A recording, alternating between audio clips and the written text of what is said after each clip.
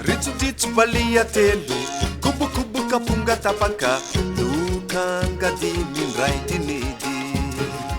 Ritsu balia telo kubu kapunga tapaka suduna taulana tsara loka io misoneno jaratuvavy miakanjo manga maraindro ny lamba valaka maavokely kaozigasy ao anaty volo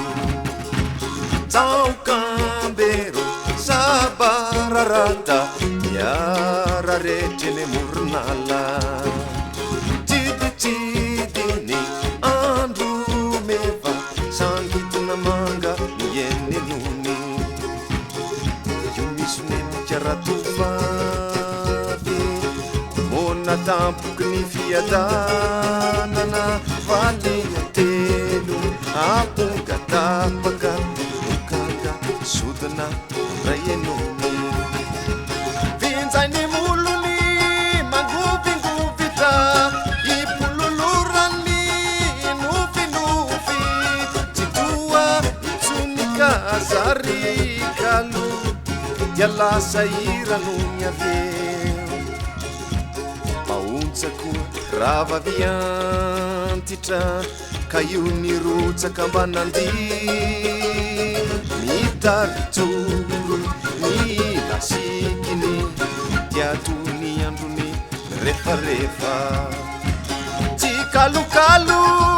na iraira no mampivelana